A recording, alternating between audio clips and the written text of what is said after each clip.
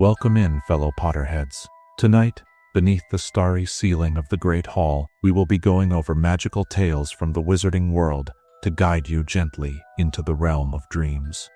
Before we disappear behind the veil of dreams, take a moment to cast your support spell, tap the like button, and join our magical community by subscribing.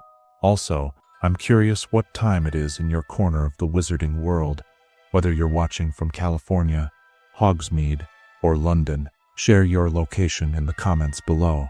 Your participation will be greatly appreciated and helps our magical community grow stronger. Now, the time for incantations has passed. Dim your lights, find your most comfortable position, and prepare to be transported to the world of witchcraft and wizardry as we begin tonight's magical tales. Chapter 1. The reason Snape taught Harry Occlumency poorly on purpose. In the shadowy corridors of Hogwarts, beneath the flickering torchlight that cast long shadows upon ancient stone walls, secrets were kept that even the most perceptive students could never discern. Among these secrets, perhaps none was more carefully guarded than the true intentions behind Professor Severus Snape's seemingly incompetent occlumency lessons with Harry Potter during his 5th year at Hogwarts. The official narrative was simple enough. Albus Dumbledore, concerned about the growing mental connection between Harry and Lord Voldemort, instructed Snape to teach the boy how to shield his mind from external penetration. Yet from the very beginning, something was amiss.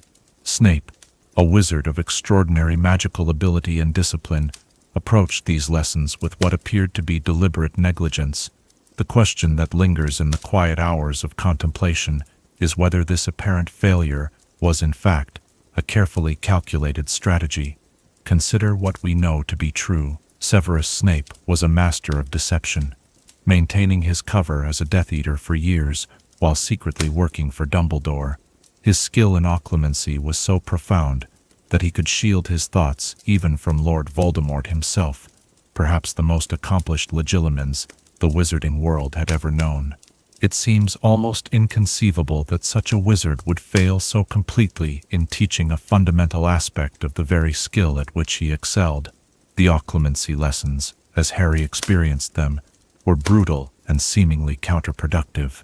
Snape would assault Harry's mind without providing proper instruction on how to defend against such attacks. "Clear your mind," he would command, without explaining the techniques that might make such a feat possible. After each session, Harry felt more vulnerable, not less, his mental barriers weaker rather than stronger. What if this apparent failure was, in fact, precisely what Snape intended?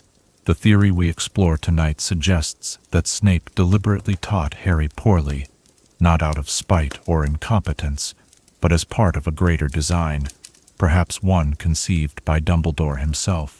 Consider the possibility that Snape knew something neither we nor Harry knew at the time, that within Harry's mind resided a fragment of Voldemort's soul, a Horcrux that bound the Dark Lord to life. Imagine the quiet conversations that might have taken place between Snape and Dumbledore in the Headmaster's office, late at night when the castle slept. Picture Dumbledore explaining the terrible truth, that Harry's connection to Voldemort might prove vital in understanding the Dark Lord's plans, in anticipating his movements, that to cut this connection prematurely might cost them crucial intelligence in the war that was surely coming.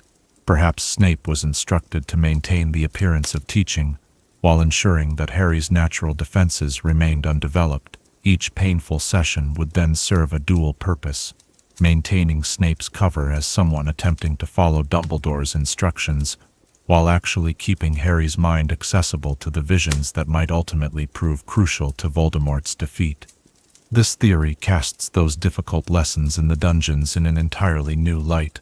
The seemingly cruel exercises were not meant to strengthen Harry's mental defenses, but to weaken them, to ensure that when Voldemort projected thoughts or visions, Harry would receive them without obstruction.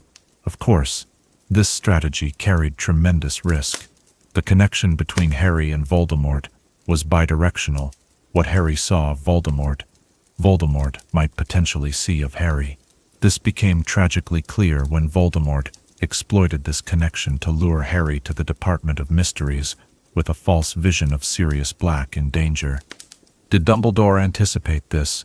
Did he and Snape calculate that the potential intelligence gained through Harry's connection outweighed the dangers? Or was there perhaps an even deeper layer to this strategy? Did they hope that by maintaining this connection, they might eventually lure Voldemort into a position of vulnerability?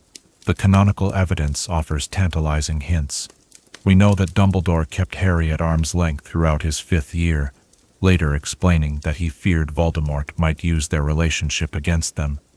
We know that Snape, despite his apparent disdain for Harry, consistently worked to protect him, and we know that both men were playing an extraordinarily complex game of chess against the Dark Lord, sacrificing pieces when necessary to achieve the ultimate goal of his defeat.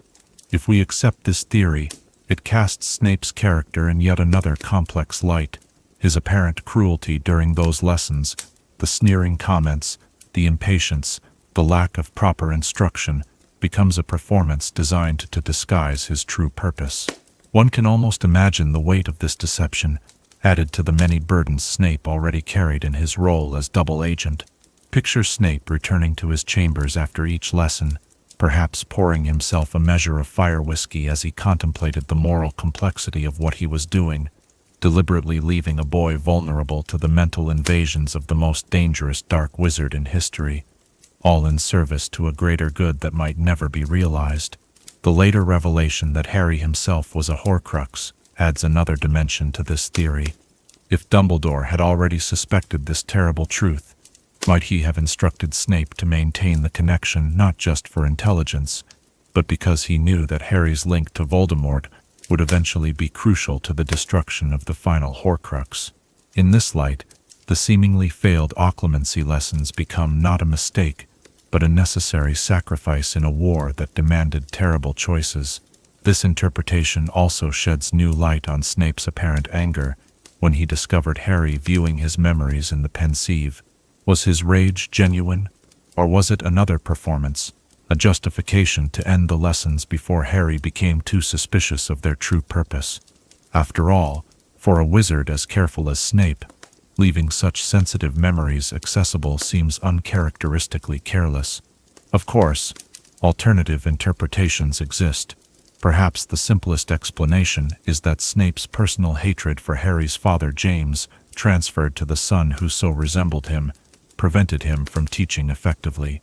Or perhaps Dumbledore, for all his wisdom, simply misjudged Snape's ability to set aside personal feelings in this particular task. Yet these explanations seem insufficient when measured against what we know of both Snape's abilities and Dumbledore's strategic mind. In the quiet realm of theory, a more complex truth emerges, that the failed Occlumency lessons were never meant to succeed, that their very failure was their purpose. If we expand this theory further, we might consider how it connects to other elements of the story. The prophecy that bound Harry and Voldemort together spoke of a power the Dark Lord knew not, typically interpreted as love. But what if another aspect of this power was the very connection Voldemort unwittingly created when he marked Harry as his equal? What if Dumbledore, in his wisdom, saw that this connection, properly utilized, would be instrumental in Voldemort's ultimate defeat? The implications ripple outward, touching many aspects of the narrative. Dumbledore's reluctance to tell Harry the full truth, Snape's continued protection of a boy he seemed to despise, the eventual revelation of Harry's status as a Horcrux, all take on new dimensions when viewed through the lens of deliberately maintained mental connectivity. As the embers in the common room fireplace dim to a gentle glow, and sleep begins to wrap around us like a comfortable blanket, let us consider one final question that emerges from this theoretical perspective. If Snape and Dumbledore were indeed using Harry's mental connection strategically, knowing the pain and trauma it would cause him, does this represent a necessary wartime calculation, or does it cross a moral line that should never be breached, even in the pursuit of defeating the darkest of wizards? Chapter 2.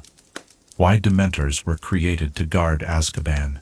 The North Sea churns with relentless fury against jagged black rocks, sending spray high into the air, where it mingles with the perpetual mist that surrounds a fortress so terrible that its very name sends shivers through the wizarding world. Azkaban. Tonight, as we settle into the comfortable shadows, we will explore a theory that challenges our understanding of one of the darkest elements of magical history: the possibility that Dementors were not merely employed by the Ministry of Magic, but were specifically created for the purpose of guarding the wizard prison. The canonical record tells us that Dementors are among the foulest creatures to roam the magical world. They feed upon human happiness, draining peace, hope, and joy from the air around them. Their most terrible weapon, the Dementor's kiss, can extract a human soul, leaving behind a shell, alive, but empty of all that makes a person who they are. For centuries, these creatures have been the guardians of Azkaban, a partnership seemingly based on convenience. The Ministry provided the Dementors with victims upon whose emotions they could feed, and in return, the Dementors kept the prisoners contained. But what if this arrangement was not a matter of convenience, but of design? What if Dementors were brought into existence specifically to serve as the perfect prison guards? To explore this theory, we must first consider what we know of Azkaban's history. Before it became a prison, Azkaban was the fortress of a dark wizard, known as Eccresdes, who practiced the worst kinds of dark magic, luring Muggle sailors to the island to torture and murder them. Upon his death in the 15th century, the concealment charms he had placed on the fortress faded, allowing the Ministry to discover the horrors within. When Ministry officials first set foot on the island, they found it already inhabited by Dementors. The official history suggests that these creatures had been drawn to the site by the centuries of pain and despair Eccresdes had created there. But what if there is another explanation? What if these Dementors were not attracted to the island, but were created there, the result of the Dark Wizard's experiments? Imagine Eccresdes in his isolated fortress, conducting terrible magical experiments. Picture him seeking to create the perfect guardians for his island domain, creatures that would not only protect his fortress, but would also enhance the suffering of his victims. Through dark rituals combining elements of necromancy, soul magic, and perhaps something even more forbidden, he might have twisted magic itself to birth these shadowy entities. Consider the nature of Dementors. They have no known natural life cycle. They do not reproduce in any recognized manner, instead seeming to multiply in conditions of despair and decay. They have no clear origin in the natural world. These characteristics suggest a created being rather than an evolved one. The architectural design of Azkaban itself might support this theory. The fortress's layout, with its winding corridors and isolated cells, seems almost custom designed to maximize the Dementors' effectiveness. The high towers catch the perpetual mist from the sea, creating the perfect cold, damp environment in which Dementors thrive. Is this merely coincidence or evidence of deliberate design? When the Ministry discovered the island, they faced a difficult decision: what to do with both the fortress and its demonic inhabitants. Attempting to destroy beings that seemed unkillable by conventional means would be dangerous and potentially futile. And the fortress itself, though tainted by dark magic, represented a formidable defensive structure. Thus, the theory suggests, a pragmatic solution was reached. The Ministry would repurpose both the fortress and its guardians, confining the wizarding world's worst criminals in a place where they would be subject to constant torment, a punishment considered appropriate for their crimes. The official narrative that Dementors were simply employed as guards might have been a more palatable explanation than acknowledging the Ministry's use of created dark entities in their judicial system. This theory is further supported by the unique relationship between Dementors and the Ministry. Unlike other magical creatures, which are regulated but not controlled by the Department for the Regulation and Control of Magical Creatures, Dementors fell under direct Ministry authority. This unusual arrangement makes more sense if the Dementors were not merely a natural species being utilized, but created beings inherited from a dark past. The implications of this theory are both fascinating and disturbing.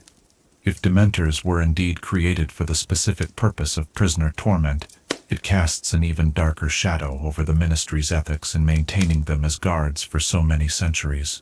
It suggests a willingness to employ the darkest of magical innovations in service of punishment, raising questions about where the line between justice and vengeance truly lies.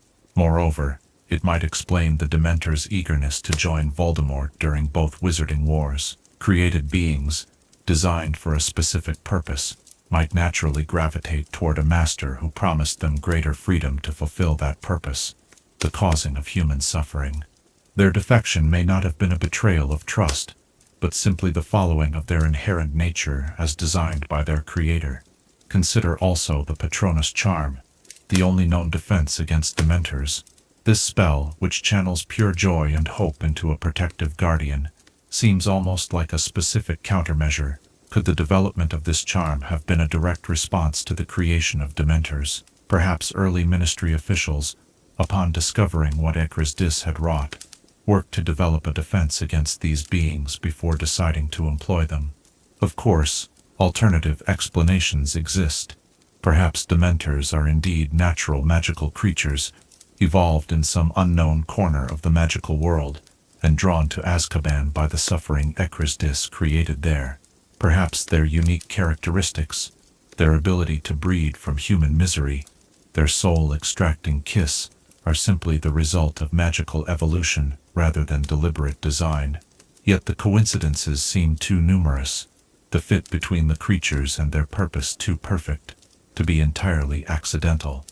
In the quiet depths of theory, we can envision a darker history, a wizard's terrible creation becoming the cornerstone of a justice system, a legacy of intentional cruelty disguised as pragmatic necessity. If this theory holds true, it raises profound questions about the wizarding world's relationship with its own dark history. The Ministry's willingness to utilize the creations of dark magic, rather than attempting to destroy them, suggests a moral flexibility that blurs the line between light and dark. It hints at a worldview where even the most terrible innovations can be repurposed if they prove useful enough. The eventual abandonment of Dementors as prison guards following the Second Wizarding War might then be seen not merely as a practical decision following their defection to Voldemort, but as a moral reckoning, a long overdue acknowledgement that the use of created suffering engines as punishment crossed an ethical line that a reformed wizarding society could no longer accept. As the imagine sounds of waves crashing against Azkaban's forbidding shores fade into the night, and sleep begins to envelop us in its gentle embrace, we might ponder one final question. If Dementors were indeed created for the specific purpose of tormenting prisoners, what responsibility do we bear for the suffering caused by the dark innovations we choose to employ rather than destroy? And what other created horrors might still exist, repurposed and rationalized, within the structures of power in the wizarding world? Chapter 3. How Godric and Salazar were half-brothers.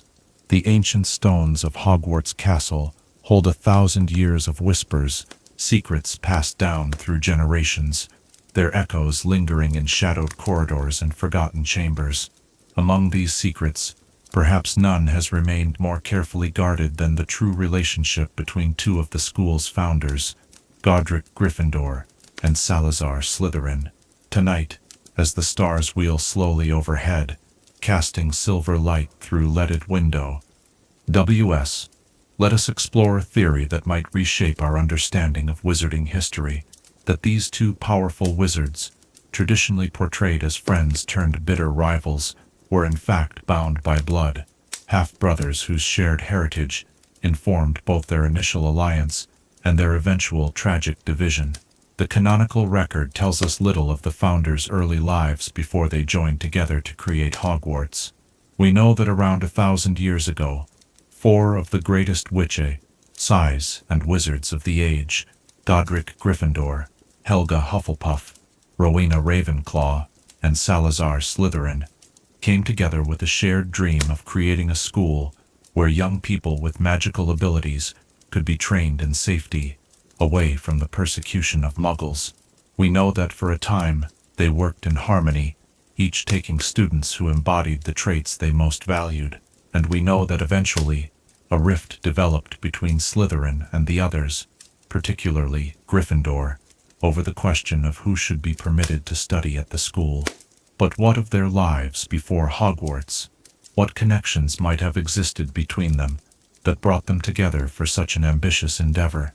Imagine, if you will, a powerful wizarding family in the early medieval period. In an age when magical bloodlines were both precious and precarious, marriages were often arranged for political advantage or to strengthen magical heritage. Picture a father, a formidable wizard in his own right, with two sons by different mothers. The elder, Godric, born to the man's true wife. The younger, Salazar, the child of a second marriage, or perhaps even a relationship outside the bonds of matrimony. Two brothers, raised in the same household but with fundamentally different statuses. Godric, the acknowledged heir, raised in privilege and trained openly in magic. Salazar, perhaps, in a more tenuous position, equally magical, equally brilliant, but always aware of his secondary status. Such a dynamic would create a complex relationship, a brotherhood marked by both close affection and underlying tension. This theory finds subtle support in what we know of the founders' personalities and values. Godric Gryffindor valued bravery above all else, but also fairness and treating all as equals, traits that might develop in someone who witnessed the unfair treatment of a sibling he loved. Salazar Slytherin valued ambition and cunning, characteristics that would serve someone who needed to secure his position in a world where it was not guaranteed by birth. Consider also their shared magical affinity. Both were extraordinarily powerful wizards, suggesting a common source for their abilities. Both were known to be skilled duelists, perhaps having trained together in their youth. And while their views on magical education eventually diverged dramatically, they initially shared enough common ground to work together on the founding of Hogwarts. A unity that makes more sense if they already shared a family bond. The traditional account tells us that Salazar Slytherin left Hogwarts after a disagreement with Gryffindor over the admission of Muggle-born students. But this explanation, while accurate as far as it goes, may not capture the full emotional complexity of their falling out. If they were indeed half-brothers, their disagreement would have cut much deeper than a mere ideological difference among colleagues. Imagine how their different upbringings might have influenced their views on blood purity. Perhaps Godric, secure in his position, could afford to be more magnanimous toward Muggle-borns. Salazar, by contrast, might have developed a heightened sense of the importance of blood status, either because his own was questioned, or because he saw firsthand how magical heritage could determine one's place in society. The legendary duel between Gryffindor and Slytherin takes on new meaning in this light, not merely a conflict between ideological opponents, but a battle between brothers, the culmination of lifelong tensions, fraught with personal betrayal and family loyalty. One can almost see them facing each other in some remote location, wands raised, each knowing exactly how the other would move, each hesitating before casting that first spell against the brother he had once loved. This theory also offers a new perspective on the creation of the Chamber of Secrets. Perhaps Slytherin built it not merely out of ideological fervor, but as an assertion of his right to leave a lasting mark on the school, a statement that despite being forced to leave, he too was a founder. He too had shaped Hogwarts, and his legacy would endure just as surely as his brother's. The physical descriptions of the founders provide another tantalizing hint. Historical accounts describe both men as tall and imposing, though with different colorings, Gryffindor with his famous red-gold hair, Slytherin with a more austere appearance. Such physical similarities would be natural in half-brothers who shared a father's genetics. Even their choice of emblems might reflect their relationship. Gryffindor chose the lion, a creature that lives in family groups or prides, where loyalty to the pride is paramount. Slytherin chose the serpent, a creature often depicted as solitary, self-sufficient, an outsider. Could these choices reflect how each man saw himself in relation to family? The magical artifacts they left behind might also tell part of this story. The sword of Gryffindor and the locket of Slytherin were both goblin-made objects of immense power. Could they have been commissioned as a pair, perhaps even created from the same source materials, symbolizing their brotherhood even as their paths diverged? Alternative theories, of course, exist. Perhaps Gryffindor and Slytherin were merely childhood friends, drawn together by their magical abilities in an age when such talents often invited persecution. Perhaps they were related more distantly, cousins rather than brothers. Or perhaps they had no prior connection at all before the founding of Hogwarts, and their brief alliance was purely based on shared educational goals. Yet the theory of their brotherhood offers an explanation for the intensity of both their initial cooperation and their eventual division that mere friendship or professional collaboration does not. It explains why two men with such different values would come together in the first place, and why their disagreement would escalate to such a bitter conclusion. If we accept this theory, it casts a poignant light on the subsequent 1,000 years of enmity between their houses, the students sorted into Gryffindor and Slytherin, unknowingly perpetuating a family quarrel, generation after generation.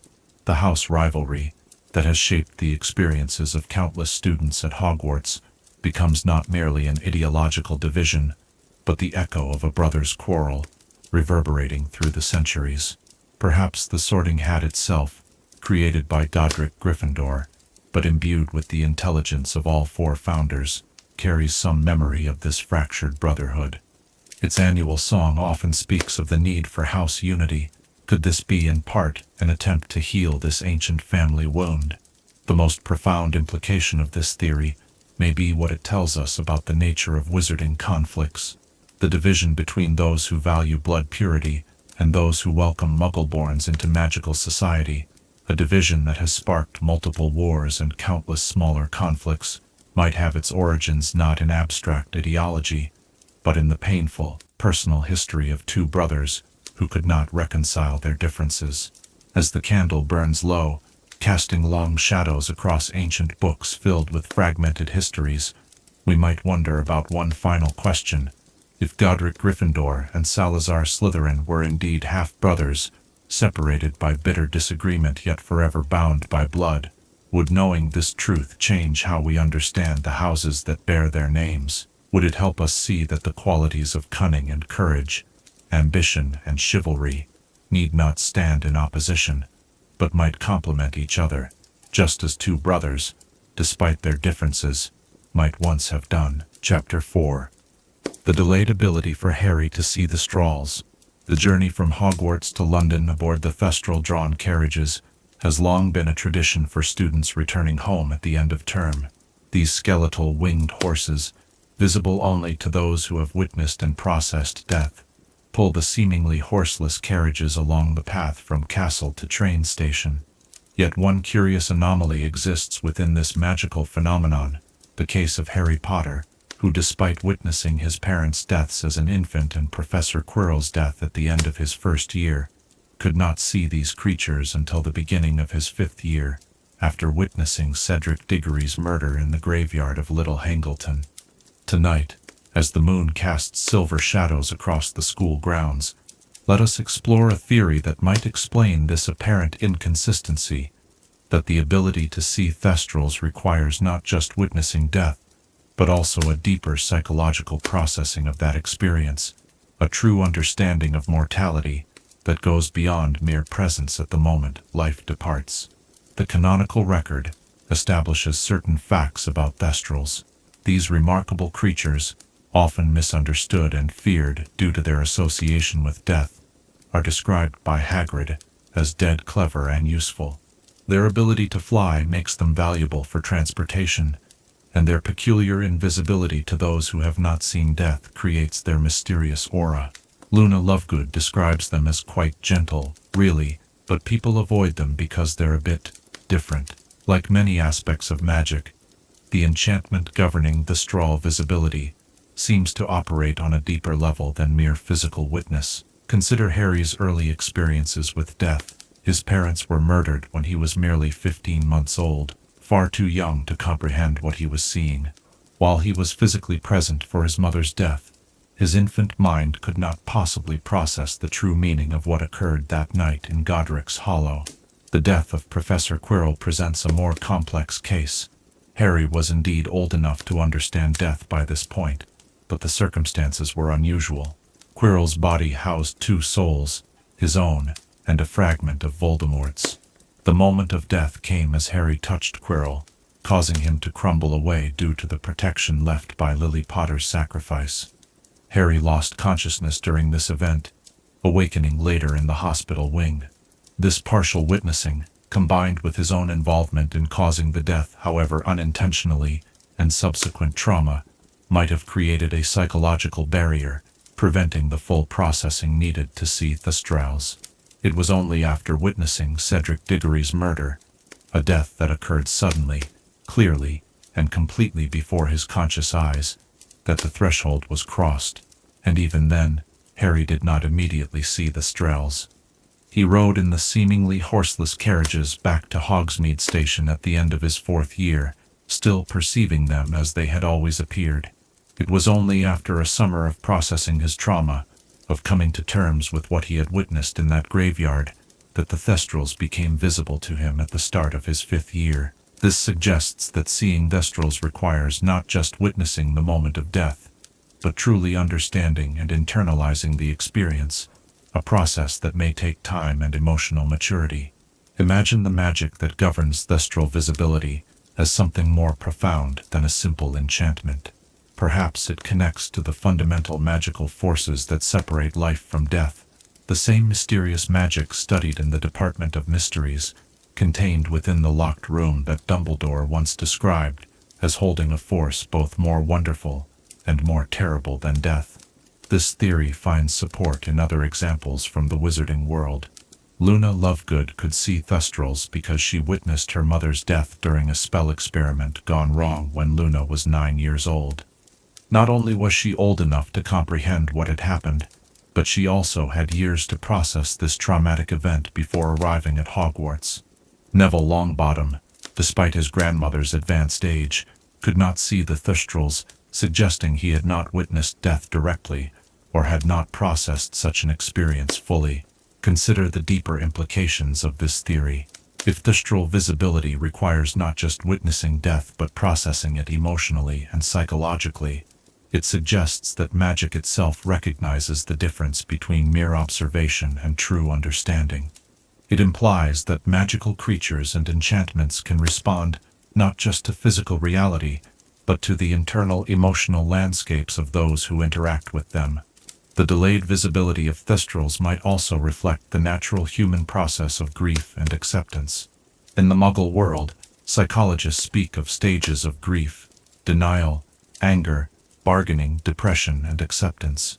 Perhaps the magic of Thestrals acknowledges this process, becoming visible only when someone has moved through these stages to a place of acceptance, however painful that acceptance might be. For Harry, this process was complicated by the circumstances of each death he witnessed. His parents' deaths occurred when he was too young to remember, leaving him with only fragments, a flash of green light, a high laugh. Quirrell's death happened in a moment of chaos and pain, immediately followed by unconsciousness. Neither provided the clear witness and subsequent processing that Cedric's death did, a death that Harry had time to fully comprehend and accept over the following months. Alternative explanations exist, of course. Some have suggested that J.K. Rowling simply hadn't conceived of Thestrals when writing the earlier books, making this an inconsistency in the narrative rather than an intentional magical mechanism. Others have proposed that Harry was simply too traumatized after the events in the graveyard to notice the Thestrals when returning to London at the end of his 4th year. Yet the theory of delayed visibility due to psychological processing provides a more satisfying explanation that aligns with both the text and our understanding of how humans come to terms with mortality. It suggests a deeper magic at work, one that recognizes the difference between seeing death and understanding it. This interpretation also adds poignancy to Harry's eventual ability to see the Thestrals. When they finally become visible to him, it represents not just a magical phenomenon, but a marker of his maturation, his reluctant but inevitable acceptance of the reality of death, something he had been protected from understanding for much of his life. despite his early exposure to its presence. The implications extend beyond Harry's personal journey. The magic governing Thestral visibility suggests that the wizarding world, for all its spells and potions that seem to defy natural laws, still acknowledges and respects the fundamental human experience of coming to terms with mortality. Despite magic that can mend bones in minutes and regrow entire limbs, despite ghosts that linger beyond death and portraits that preserve fragments of personality, the ultimate transition from life to death remains a profound threshold that cannot be crossed without deep understanding. If we accept this theory, we might see Thestrals not just as magical creatures, but as symbols of a matured perspective on life and death. Their initial frightening appearance, skeletal and bat-winged, represents the fear with which many approach the concept of mortality. Yet those who come to know them, as Luna and later Harry did, discover them to be gentle, loyal creatures of great intelligence and usefulness. Perhaps this too is symbolic, suggesting that acceptance of death, while initially frightening, ultimately leads to a more complete and useful understanding of life itself. As the midnight hour approaches and sleep begins to claim our consciousness, let us contemplate one final question raised by this theory. If magical creatures like Thestrals can recognize the difference between witnessing death and truly understanding it, what other magical elements in the wizarding world might respond, not just to our actions, but to our inner emotional and psychological states? And how might this deeper magic, sensitive to the most profound human experiences, shape the encounters between witches, wizards, and the magical world around them? Chapter 5. Why the Whomping Willow protects something buried beneath it. On the sloping grounds of Hogwarts, where ancient magic permeates the very soil, stands a tree unlike any other. The Whomping Willow, with its massive trunk and powerful club-like branches, has been the source of countless injuries, warnings, and school legends. Students give it a wide berth, remembering the tales of broken bones and near misses. We know, of course, that this violent vegetative sentinel guards a secret passage, a tunnel leading to the Shrieking Shack, that was created to facilitate Remus Lupin's monthly transformations during his years as a student. But what if this explanation, while true, is incomplete? What if the Whomping Willow was planted not merely to conceal a passage, but to protect something far more ancient and powerful, buried deep beneath its roots? The canonical record tells us that the Whomping Willow was planted specifically before Lupin's arrival at Hogwarts in 1971. Dumbledore arranged for this unusual security measure to allow the young werewolf to attend school safely, providing a secure location for his transformations away from other students. The tree's violent tendencies ensured that curious students would not discover the secret passage and potentially encounter a transformed werewolf. This explanation is perfectly logical and consistent with Dumbledore's character, his compassion for those marginalized by wizarding society, and his innovative problem-solving. Yet something about this arrangement invites deeper scrutiny. The Whomping Willow is described as an extremely rare and valuable magical plant species. Why choose such an extraordinary and dangerous tree for this purpose when other magical concealments might have sufficed? Consider the possibility that the location where the Whomping Willow stands was not selected arbitrarily. What if this particular spot on the Hogwarts grounds already held significance, already contained something that required protection, and Dumbledore's need for a secret passage simply provided the perfect cover story for enhancing that protection? Imagine, if you will, the founding days of Hogwarts, when Godric Gryffindor, Helga Hufflepuff, Rowena Ravenclaw, and Salazar Slytherin first established their school of witchcraft and wizardry. In that era of frequent Muggle persecution, powerful magical artifacts were often hidden for safekeeping. What if one of the founders, or perhaps all four working in concert, chose to bury an object of immense magical significance on the school grounds, placing it beneath layers of protective enchantments? Over the centuries, as the original protections began to weaken with age, subsequent headmasters might have added new safeguards.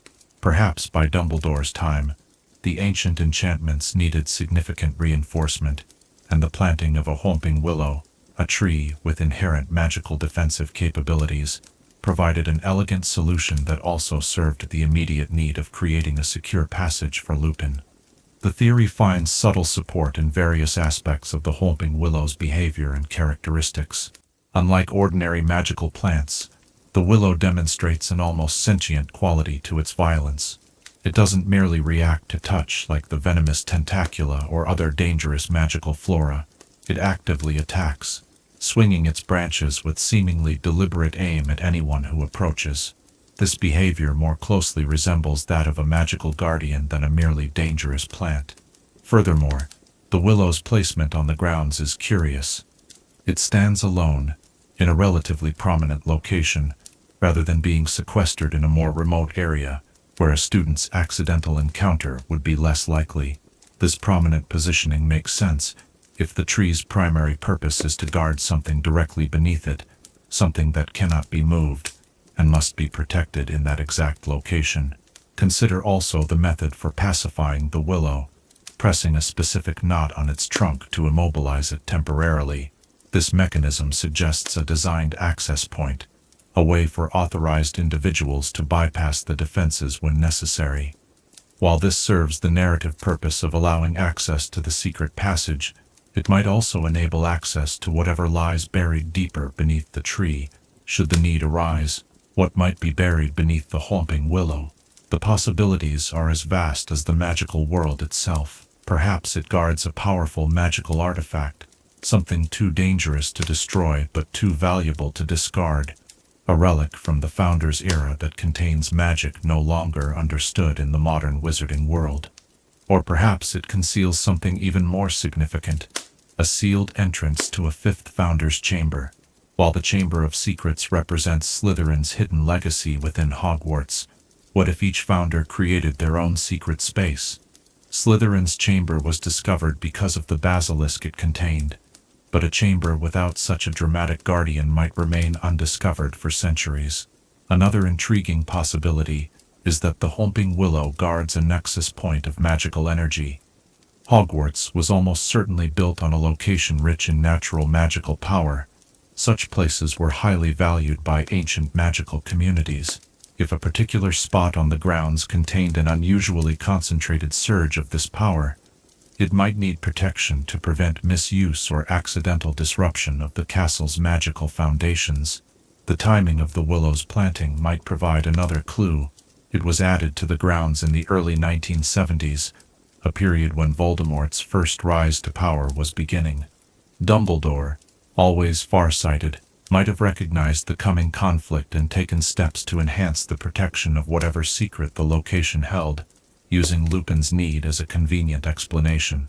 Alternative explanations exist, of course. Perhaps the Whomping Willow is exactly what the canonical record suggests, a security measure created solely for Lupin's benefit, with no deeper purpose or secret.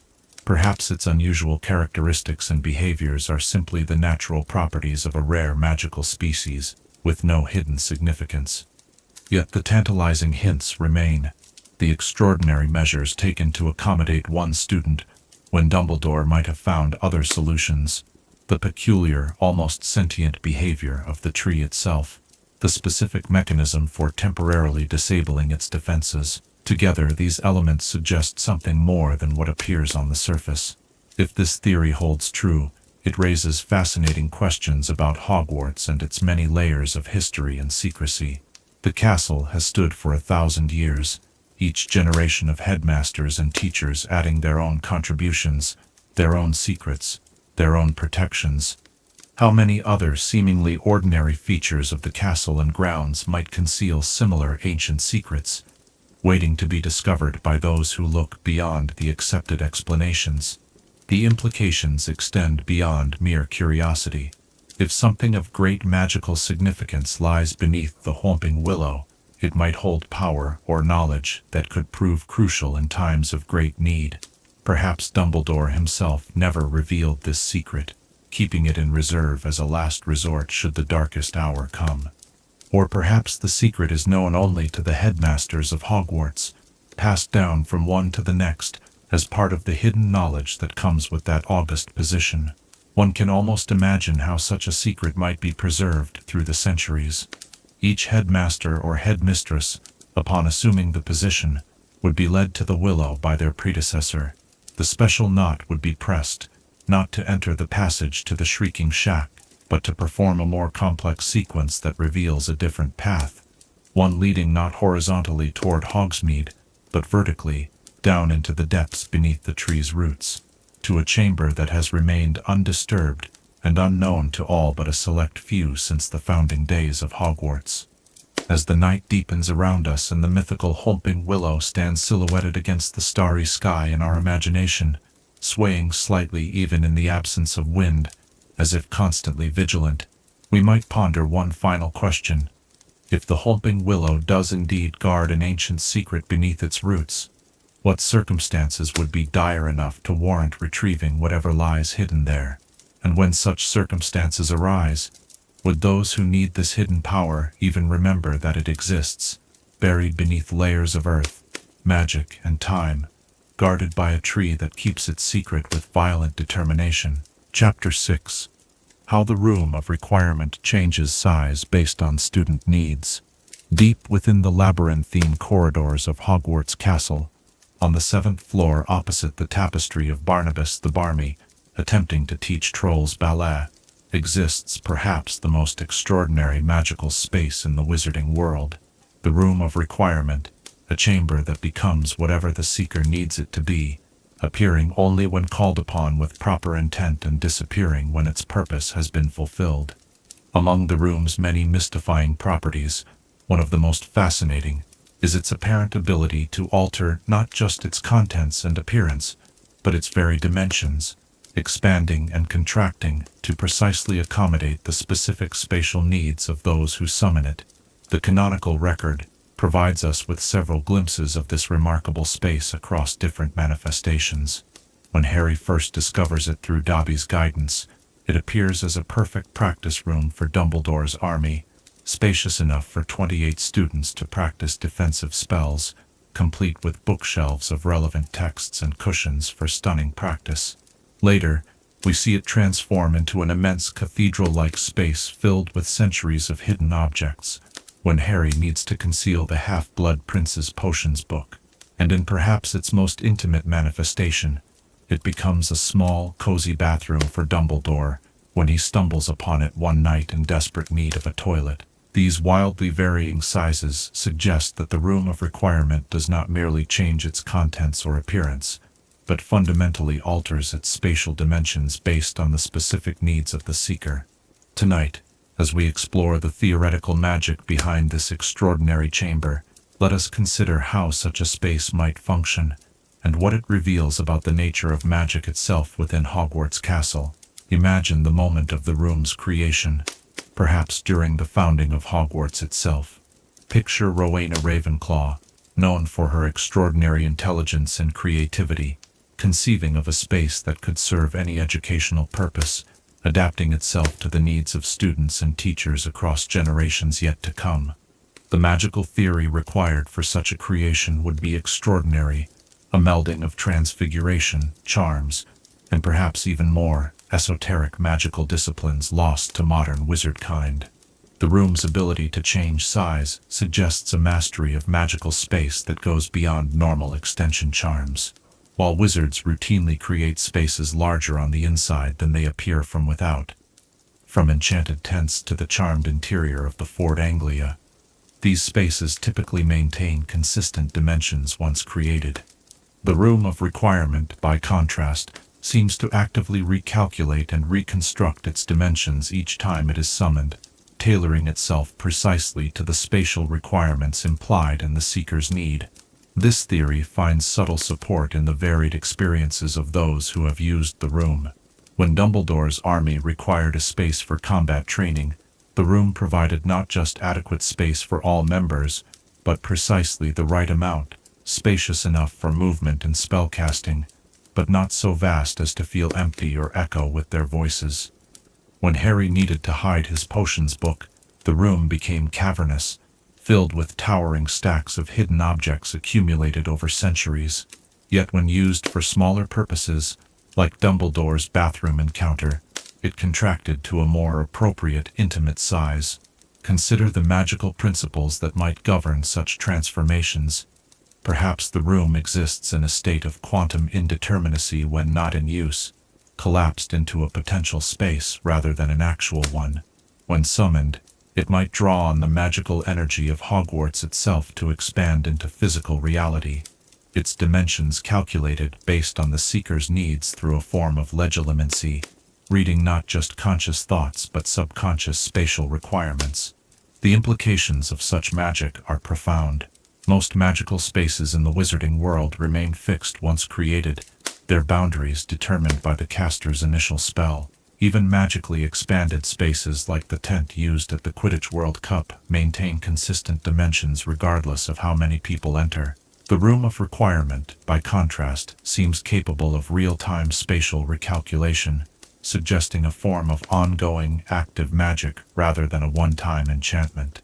This leads to fascinating questions about the room's limitations. We know that it cannot produce food, adhering to Gamp's law of elemental transfiguration. But what of its spatial constraints? Is there an upper limit to how large it can become? The room that contains centuries of hidden items was described as the size of a large cathedral, but could it expand further if needed? Could it, for instance, become an indoor Quidditch pitch, if someone genuinely required such a space? Conversely, how small might it become? If a student needed only a broom closet for some purpose, would the room manifest as just that? A tiny space precisely sized for the task at hand. The theory of adaptive dimensionality suggests it would, its walls contracting to create exactly the space required, no more and no less. The magic governing this spatial flexibility might be connected to the fundamental enchantments of Hogwarts itself. The castle is known to contain numerous magical anomalies, moving staircases, disappearing steps, doors that only open if asked politely. These features suggest that Hogwarts exists in a state of semi-fluid magical architecture, its physical structure more suggestion than absolute reality. The Room of Requirement might represent the purest expression of this magical fluidity, a space entirely defined by need rather than physical constants. Alternative explanations exist, of course. Perhaps the Room of Requirement doesn't actually change size, but instead connects to different pre-existing spaces within some hidden dimensional framework of the castle. Or perhaps it creates the illusion of different dimensions through sophisticated magical trickery rather than actually expanding and contracting its physical boundaries. Yet the theory of true dimensional adaptation seems most consistent with the room's observed properties and the experiences of those who have used it. It explains why the room always feels right, neither too large nor too small for its purpose, and why its size seems to correlate so precisely with the complexity and scale of the needs specified. If we accept this theory, it raises fascinating implications about the nature of magical architecture. Most wizarding spaces represent a fixed magical alteration of physical reality. Platform 9 3/4, for instance, exists as a permanent magical space adjacent to the Muggle world. The Room of Requirement suggests a more responsive and adaptive approach to magical space, one that exists in constant dialogue with those who use it rather than imposing a predetermined structure. This adaptive quality might explain another curious property of the room, its apparent ability to interpret and extrapolate from the seeker's stated need. When Harry sought a place to hide his potions book, he didn't specifically request a room filled with other hidden objects. Yet the room provided exactly that, a place where generations of students had concealed things they wished to keep secret. The room seems to understand not just the literal request, but the underlying intention, adjusting its dimensions and contents accordingly. Consider the magical foundations that would be required for such sophisticated spatial transfiguration. At a minimum, the room would need to incorporate elements of the complexity of these magical elements working in concert, might explain why the Room of Requirement appears to be unique within the wizarding world. Creating such a space would require magical knowledge and power beyond even the considerable abilities of most modern wizards. As the night deepens and our exploration of magical theory continues, we might contemplate one final aspect of the room's dimensional mysteries. The Room of Requirement's ability to change size based on need represents a fundamental magical principle rarely seen elsewhere, that magic at its most advanced doesn't impose rigid solutions, but adapts fluidly to the precise requirements of the moment. In this sense, the room might be seen as the perfect expression of magic's highest potential, not to force reality into predetermined shapes, but to respond with elegant precision to the ever-changing needs of those who wield it. As sleep begins to drift over us like a gentle enchantment, we might ask ourselves one final question: if the Room of Requirement can adapt its dimensions to meet any spatial need, what other aspects of reality might similarly responsive magic be able to reshape? And what would it mean for the wizarding world if such adaptive enchantments could be applied not just to hidden rooms, but to homes, schools, or even communities, spaces that grow, shrink, and transform in perfect harmony with the evolving needs of those who inhabit them? Chapter 7. The Real Reason Slughorn Collected Students for His Club. In the comfortable, crystallized pineapple-scented office of Horace Slughorn, amidst the photographs of famous former students and the gleaming silver instruments that adorn his shelves, a more complex ritual than mere networking has been taking place for decades. The Slug Club, that exclusive gathering of students selected for their connections, talents, or remarkable potential, has long been understood as the manifestation of a Slytherin professor's penchant for knowing the right people and basking in reflected glory. Yet, what if beneath this apparent vanity lies a deeper, more arcane purpose? Tonight, as the embers glow in imagined fireplaces, let us explore a theory that reframes Professor Slughorn's collection of bright young minds, not merely as social climbing, but as a sophisticated magical endeavor with roots in ancient wizarding practices. The canonical record establishes certain facts about Horace Slughorn and his famous club. As potions master at Hogwarts for many decades, with an interlude of retirement before returning in Harry's 6th year, Slughorn demonstrated an uncanny ability to identify students with exceptional potential. From Lily Evans' intuitive brilliance with potions to Tom Riddle's powerful magical abilities, from Gwenog Jones' Quidditch prowess to Barnabas Cuffa's journalistic talents, Slughorn consistently recognized greatness before it fully manifested. His methods of collecting these students followed a pattern: identify talent early, cultivate relationships through exclusive dinner parties and special attention, maintain connections long after graduation, and occasionally call upon these former students for favors or gifts. The apparent reward for Slughorn was access to high places, free tickets to events, expensive presents, and the satisfaction of saying he knew them when. But what if this network served a purpose beyond mere status enhancement? What if Horace Slughorn, master of potions and subtle magic, was engaging in a form of sympathetic magical collection, gathering not just social connections, but magical resonances from those with exceptional abilities? Consider the nature of magical talent in the wizarding world. While all witches and wizards possess magical ability, some demonstrate extraordinary aptitude in specific areas: Lily's potions intuition, Riddle's raw power, Gwenog's physical prowess. These talents represent unique magical signatures, distinct patterns in how magic manifests through individual witches and wizards. The theory we explore tonight suggests that Slughorn's collecting served a deeper magical purpose: the gathering and preservation of these magical signatures through social connection and memory. By establishing close relationships with exceptionally talented students, Slughorn created magical links that allowed him to draw upon, in some subtle way, the distinctive magical qualities these individuals possessed. This theory finds support in several aspects of Slughorn's behavior and abilities. First, consider his extraordinary skill as a potioneer. Potions, perhaps more than any other magical discipline, relies on understanding the subtle interactions between magical substances, the harmony and dissonance between different magical properties. A wizard who could sense and catalog the unique magical signatures of individuals would possess an advantage in this field, intuitively understanding how different magical elements might interact. Second, note Slughorn's remarkable longevity and vitality. When reintroduced in Harry Potter and the Half-Blood Prince, Slughorn is described as an elderly wizard, yet one who maintains considerable magical power and physical stamina despite his advanced age. While wizards generally live longer than muggles, Slughorn seems exceptionally well preserved. Might his network of magical connections, his collection of brilliant magical signatures, contribute to this extended vitality? Third, observe the particular attention Slughorn pays to students who excel in his own specialty of potions. While he certainly collects students with various talents, he shows special interest in those with potions aptitude, suggesting he might recognize in them magical signatures particularly compatible with or useful to his own. The mechanism by which such magical collection might work remains necessarily speculative, but magical theory offers several possibilities.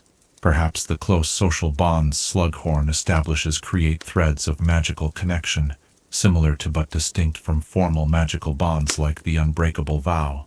These connections, maintained through continued correspondence and periodic meetings of the Slug Club alumni, might allow for a subtle flow of magical resonance from the collected individuals to the collector.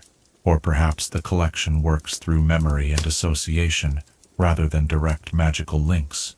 We know from pensieve technology that memories in the wizarding world have a quasi-material existence, capable of being extracted and preserved. Slughorn himself demonstrates extraordinary skill with memory magic, both in his ability to modify his own memory of discussions with Tom Riddle, and in his eventual ability to reconstruct the true memory when persuaded by Harry. His collection of photographs and mementos might serve as magical anchors, allowing him to draw upon the magical signatures preserved in his memories of these exceptional individuals. The theory becomes particularly intriguing when we consider the case of Tom Riddle. Slughorn's horror at what Riddle became, and his desperate attempt to modify his memory of their conversation about Horcruxes, takes on new significance if we understand Slughorn as having collected Riddle's magical signature. The corruption of that once brilliant magical pattern into something dark and twisted would represent not just a moral failure in Slughorn's judgment, but a taint in his magical collection, perhaps even a danger, if the connection allowed for influence in both directions. This perspective casts Slughorn's reluctance to return to Hogwarts and his initial refusal to share the memory with Dumbledore in a new light. Beyond mere shame, he might have feared that his connection to Riddle, now Lord Voldemort, represented a vulnerability, a channel through which the Dark Lord's corrupted magic might influence or harm him. Of course, alternative explanations exist for Slughorn's behavior. Perhaps his collection of students really was motivated solely by vanity and a desire for comfort and status. Perhaps his potions' skill and longevity were simply the result of natural talent and the general longevity of wizards. Perhaps his horror at what Riddle became was exactly what it appeared to be, the shame of having unwittingly helped a talented student take steps toward becoming a dark wizard. Yet the theory of magical collection offers a more nuanced and intriguing explanation for Slughorn's character and behaviors. It positions him not merely as a somewhat shallow social climber, but as a practitioner of subtle and sophisticated magic, gathering and preserving the unique magical signatures of exceptional witches and wizards through social connection and memory. This interpretation also sheds light on why Slughorn, while ambitious and status-conscious, remained a teacher rather than pursuing a more prominent or lucrative career. Hogwarts provided him with a continuous stream of new magical talents to identify and collect, new signatures to add to his collection. His position as potions master gave him the perfect context to identify those with special magical aptitudes and to begin cultivating the connections that would allow him to collect them. The implications of this theory extend beyond Slughorn himself. If such magical collection is possible, it suggests a form of sympathetic magic rarely discussed in wizarding society, the ability to forge connections with others that allow for a sharing or reflection of magical qualities. This might represent an ancient magical practice, perhaps once more widely known, but now preserved only by a few practitioners like Slughorn. It raises questions about whether other teachers or mentors in the wizarding world might engage in similar practices. Did Dumbledore, with his network of loyal former students and colleagues, practice a form of this collection? Do other Hogwarts professors, in their own ways, maintain connections with exceptionally talented former students, not just out of ordinary affection, but as part of a subtle magical ecology? As midnight approaches, and our theoretical exploration of Horace Slughorn's real motivations draws to a close, we might contemplate one final question. If magical collection through social connection and memory is indeed possible, what responsibilities come with such practice? Does the collector owe something to those collected beyond the occasional favor or opportunity? And what happens to these subtle magical connections when either party passes beyond the veil? Do they dissolve with death, or might they, like the crystallized pineapple Slughorn so enjoys, preserve something essential long after the original has gone? Chapter 8. Why Hogwarts has defensive enchantments unknown to headmasters.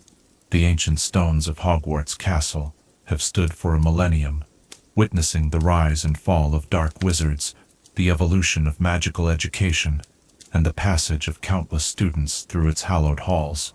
Throughout the canonical record, we see numerous instances where the castle appears to possess a will of its own, staircases that move with apparent purpose, rooms that appear and disappear, and defensive capabilities that activate in moments of dire need. During the Battle of Hogwarts, we witness the castle's statues and suits of armor coming to life to defend the school, summoned by Minerva McGonagall's Pier Totem Locomotor spell. Yet this raises an intriguing question. What other defensive enchantments might lie dormant within Hogwarts, unknown even to those who ostensibly govern it?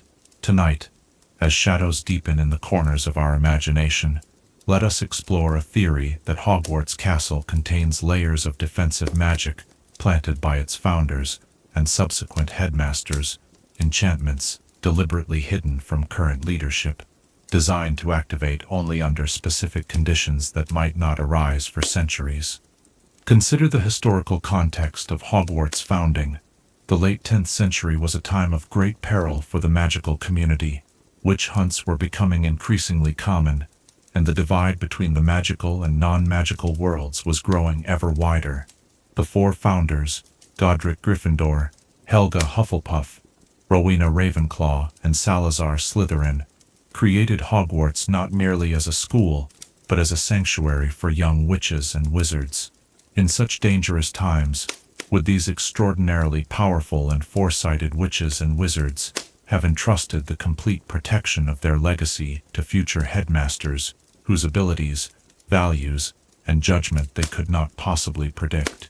Or would they, with characteristic prudence, have embedded layers of protective enchantments within the very stones of the castle, defenses that would remain dormant until specific threats emerged, operating independently of whoever held the position of headmaster?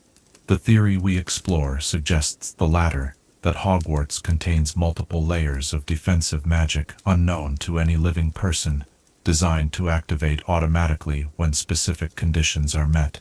This theory finds subtle support in various aspects of the castle's observed behavior.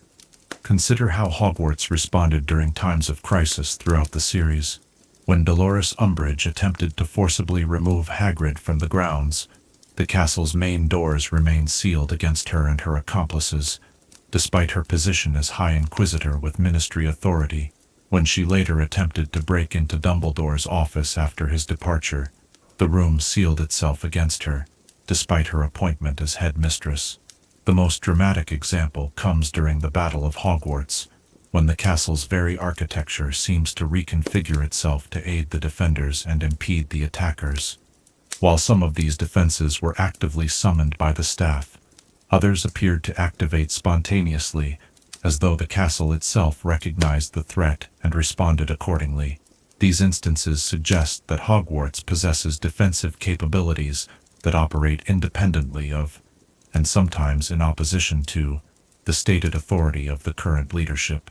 But why would such a system exist? Imagine the four founders in deep discussion about the future of their school. Gryffindor, valuing courage and righteousness, might argue for defenses that would activate against any force of darkness, regardless of who held power at the time. Ravenclaw, with her legendary wisdom, might foresee that future headmasters could be corrupted, controlled, or simply mistaken in their judgments. Hufflepuff, loyal and just, would want protections for every innocent within the castle walls, regardless of who claimed authority over them. And Slytherin, cunning and ambitious, would understand better than any the ways power could be subverted from within. Together, they might have created layers of protective enchantments too fundamental to be altered by any subsequent headmaster, wards, shields, and defensive measures woven into the very foundation of the castle, designed to recognize threats on a deeper level than mere human authority could discern. These foundational protections might have been supplemented over the centuries by particularly gifted headmasters. Consider Dumbledore's own words to Harry about the protections surrounding the Philosopher's Stone. "I don't think you need worry about that stone, Harry. No one can possibly steal it. It's too well protected." This confidence suggests layers of protection beyond what any single thief, even one as talented as Quirrell with Voldemort's guidance, could unravel. But if such protections exist, why would they remain secret, unknown even to the current headmaster? The answer may lie in the nature of magical security itself. A defense whose mechanism is unknown cannot be easily circumvented. If each headmaster added protections but revealed only some of them to their successor, over time the castle would develop an intricate web of safeguards, only partially known to any individual. This secrecy might be formalized through magical means, perhaps when particularly powerful defensive enchantments are cast upon the castle. A memory charm simultaneously affects the caster, obscuring some details of the protection they've just established. Or perhaps the castle itself, having developed a form of sentience through centuries of magical saturation, selectively reveals its defenses based on perceived need rather than formal authority. The theory of hidden defenses helps explain several curious aspects of Hogwarts history. Despite numerous dark wizards rising to power over the centuries, none before Voldemort ever successfully attacked the school directly. Even Voldemort himself, who attended Hogwarts and presumably understood its defenses better than most, chose to infiltrate rather than assault the castle until the final battle. And even then, the castle's defenses held far longer than might have been expected against such overwhelming force. Consider also the case of the Chamber of Secrets. Created by Salazar Slytherin without the knowledge of the other founders, it remained hidden for centuries, despite countless headmasters searching for it. This demonstrates both the possibility of keeping magical secrets within Hogwarts and the limitations of the headmaster's knowledge about the castle they ostensibly control. Alternative explanations exist, of course. Perhaps the defensive capabilities we've observed are simply well-known spells cast by knowledgeable staff in moments of crisis. Perhaps the castle's apparent sentience is merely a poetic interpretation of standard magical protections. Perhaps the failures of figures like Umbridge to control Hogwarts reflects their own magical limitations rather than the castle's independent will. Yet these explanations fail to account for the consistent pattern of Hogwarts appearing to act in its own defense, sometimes against the explicit instructions of those who claim authority over it. They don't explain why the castle's defenses always seem to align with the protection of students rather than the enforcement of institutional power. The implications of this theory extend beyond mere magical curiosity. If Hogwarts contains layers of defensive enchantments unknown even to its headmaster, it suggests a profound magical wisdom on the part of its founders and subsequent leaders, the humility to create protections that would function without their knowledge or control, guided by principles rather than personalities. It also suggests that Hogwarts represents something more than a mere institution of learning. In creating defenses that would operate independently of human authority, the founders established Hogwarts as a kind of magical trust, a sanctuary whose primary purpose of protecting young witches and wizards transcends the policies or politics of any particular era. This view of Hogwarts as possessing semi-autonomous defenses unknown to its leaders might explain Dumbledore's profound confidence in the castle's safety, even in his absence. It wasn't merely arrogance or overconfidence in his own protective spells, but a deep understanding that Hogwarts' security extended far beyond what even he, as headmaster, had established or could fully comprehend. As our exploration of this theory draws to a close, and the imagined stones of Hogwarts settle into the lowness of night, we might consider one final question.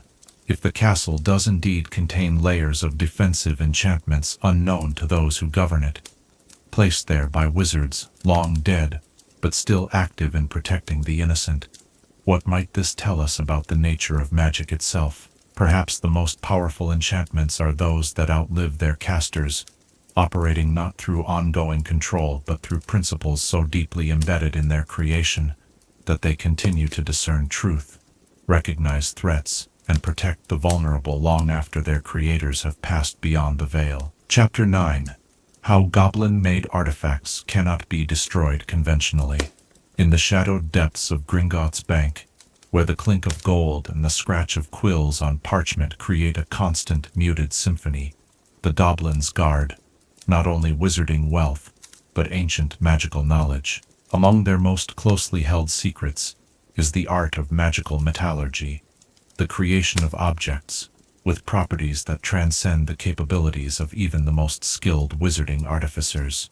Tonight, as the embers fade in our imaginary hearth, let us explore a theory that goblin-made artifacts possess a remarkable quality beyond their beauty and functionality.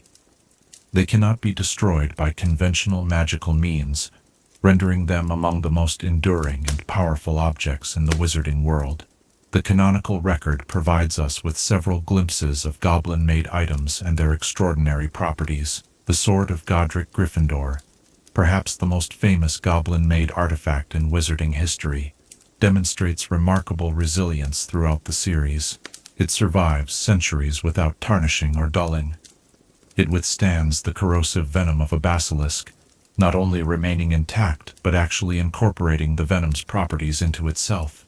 Later, it proves capable of destroying Horcruxes, magical objects specifically designed to resist conventional forms of destruction. Similarly, the locket of Salazar Slytherin, before being transformed into a Horcrux, was a goblin-made artifact of considerable power.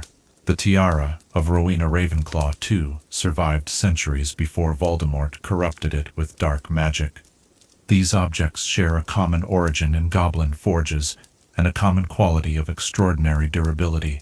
But what if this durability goes beyond mere resistance to time and elements? What if goblin-made artifacts possess a fundamental indestructibility that places them in a category apart from all other magical objects? The theory we explore tonight suggests that the goblins, through magical metallurgical techniques kept secret from wizardkind for millennia, create objects that exist in a state of magical permanence, artifacts that, once brought into being, cannot be unmade by any conventional means. Consider the known properties of goblin-made items. According to Bill Weasley, goblin-made armor doesn't need cleaning. Simple, it repels ordinary dirt, imbibing only that which strengthens it. This ability to absorb that which might strengthen the object while repelling that which might damage it suggests a form of magical sentience, not consciousness as we understand it, but a form of magical self-preservation embedded within the very material of the artifact. This theory of indestructibility finds subtle support in historical accounts of goblin rebellions. Throughout these conflicts, goblin-made weapons and armor provided significant advantages to those who wielded them. If such artifacts were truly indestructible, it would explain why wizards have historically been so reluctant to return goblin-made items to their creators. Despite the resulting tensions, such objects would be strategically invaluable in any conflict. The mechanism by which goblins might achieve this indestructibility remains necessarily speculative, but magical theory offers several possibilities. Perhaps goblin metallurgy involves binding the essence of the material at a fundamental magical level, creating a form of permanent transfiguration that cannot be reversed by conventional counterspells. Or perhaps goblin forges incorporate elements of ancient magic predating the more codified systems of modern wizardry, magic that operates on principles no longer fully understood by wand carriers. Another intriguing possibility is that goblin-made artifacts might exist partially in a different magical dimension or state of being. Just as the Room of Requirement seems to exist in a fluid state of magical potential until summoned into specific form, perhaps goblin-made objects exist simultaneously in our world and in some goblin-controlled magical realm, drawing stability and permanence from this dual existence. This theory of fundamental indestructibility helps explain several curious aspects of goblin-made artifacts in the canonical record. Consider the Sword of Gryffindor's ability to present itself to worthy Gryffindors in times of need, appearing in the Sorting Hat for Harry in the Chamber of Secrets, and later for Neville during the Battle of Hogwarts. If the sword cannot be destroyed, it might also be impossible to permanently conceal or contain, allowing it to manifest when called upon by sufficient need and worthiness. Consider also the effectiveness of goblin-made weapons against magical creatures that resist ordinary spells. The Sword of Gryffindor slays the basilisk when spells might have proven ineffective. This suggests that goblin-made artifacts operate according to different magical principles than conventional wizarding magic, principles that might include a form of immutability that extends to both their physical form and their magical properties. The most dramatic example of a goblin-made artifact's resilience comes when the Sword of Gryffindor is used to destroy Horcruxes. Voldemort's Horcruxes were specifically designed to resist destruction, protected by powerful dark magic. Few substances could overcome these protections, basilisk venom being one. The sword, having imbibed this venom, became capable of destroying Horcruxes. But what's particularly notable is that the sword itself remained completely unharmed by contact with these powerfully dark magical objects. It served as a conduit for the destructive power of the basilisk venom without itself being corrupted or damaged. A remarkable demonstration of magical resilience. If goblin-made artifacts are indeed fundamentally indestructible, it raises fascinating questions about their place in wizarding history and lore. The most powerful magical objects known to wizard kind, the Deathly Hallows, the Founder's Relics, certain wands of particular power, are often goblin-made or contain goblin-made elements. Their longevity and power might be directly related to this quality of indestructibility. Alternative explanations exist, of course. Perhaps goblin-made artifacts are merely exceptionally durable rather than truly indestructible. Perhaps they can be destroyed, but only by specific means known exclusively to their goblin creators, a form of magical copyright protection. Perhaps their resilience is simply the result of exceptional craftsmanship rather than fundamentally different magical principles. Yet the pattern of goblin-made artifacts surviving when other magical objects would have deteriorated or been destroyed suggests something beyond mere quality craftsmanship. It suggests a difference in kind, not merely degree, a fundamental magical property that sets these objects apart. The implications of this theory extend beyond mere academic curiosity. If goblin-made artifacts cannot be conventionally destroyed, it means that throughout wizarding history, increasingly powerful objects have been accumulating: swords, shields, armor, jewelry, and more obscure items, all virtually indestructible, passing from hand to hand but never ceasing to exist. This might explain the goblins' particular bitterness about wizarding inheritance customs. From the goblin perspective, they are not selling objects but leasing them for the lifetime of the purchaser. If these artifacts are truly their greatest achievements, items of power that cannot be replicated even by the most talented wizards, their desire to reclaim them becomes more understandable. It also raises intriguing questions about the limits of this indestructibility. Could a goblin-made artifact be unmade by its creators? Do the goblins possess knowledge of how to reverse the process of creation, returning these objects to their component elements, or are they, once brought into being, permanent additions to the world, beyond even their creator's power to unmake? The theory of goblin-made indestructibility offers a new perspective on the complex relationship between wizards and goblins.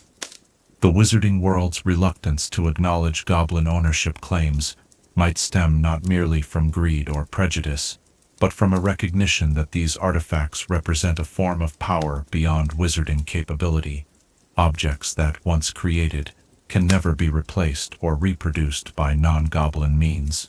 As our exploration of this theory draws to a close, and the imagined glow of goblin forges fades into the darkness of night, we might contemplate one final question. If goblin-made artifacts truly cannot be destroyed by conventional means, what does this tell us about the nature of creation and destruction in the magical world? Perhaps in bringing something into being with sufficient skill, knowledge, and power, the goblins have discovered a fundamental magical principle, that perfect creation transcends the possibility of destruction, echoing in its own small way the most profound mysteries of existence itself. Chapter 10. The Horcrux Amelia Bones discovered before her murder. In the summer of 1996, as darkness gathered once more across the wizarding world, a highly competent witch met an untimely end. Amelia Bones, head of the Department of Magical Law Enforcement, was found dead in a room that had been locked from the inside, killed in circumstances that indicated a struggle of exceptional magical violence.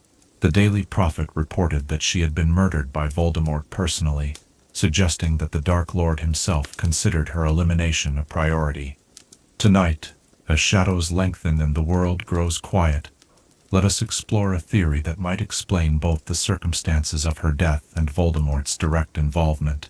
That Amelia Bones had discovered one of Lord Voldemort's Horcruxes, and this knowledge sealed her fate. The canonical record establishes certain facts about Amelia Bones. She was known to be fair-minded and incorruptible, demonstrated by her conduct during Harry's disciplinary hearing. She was also described as a formidable witch by no less than Dumbledore himself. High praise from a wizard of his caliber. As the head of magical law enforcement, she would have had access to the Department of Mysteries, historical records of dark magic, and intelligence reports on suspicious magical activity throughout Britain. We know from Harry Potter's experiences that Voldemort did not entrust knowledge of his Horcruxes to many of his followers. Indeed, even Lucius Malfoy, who was given the diary Horcrux, appears not to have known its true significance. Voldemort jealously guarded the secret of his immortality, making Horcruxes the ultimate taboo subject within Death Eater circles. The theory we explore tonight suggests that Amelia Bones, through her position and her considerable magical abilities, uncovered evidence of a Horcrux, perhaps even locating one of the artifacts itself. This discovery would have represented an existential threat to Voldemort, explaining why he personally ensured her silence rather than delegating her elimination to his followers. Consider the timing of her death. The summer of 1996, shortly after Voldemort's return had been publicly acknowledged by the Ministry. As head of magical law enforcement, Bones would have been at the forefront of efforts to counter the resurgent Death Eater threat. This would have given her both the motivation and the authority to investigate cold cases from the First Wizarding War, seeking information that might be useful in the renewed conflict. Such investigations might have led her to patterns of magical disturbances associated with Horcrux creation, or to locations where unusual dark magic had been detected. Perhaps she recognized a signature magical pattern at sites associated with Voldemort, or uncovered Ministry records of confiscated objects with unexplained dark properties. The Department of Magical Law Enforcement would have maintained evidence from countless dark wizard cases, any of which might have contained clues that an astute investigator could follow. But which Horcrux might Amelia Bones have discovered? The timing offers a tantalizing clue. By the summer of 1996, the diary had already been destroyed.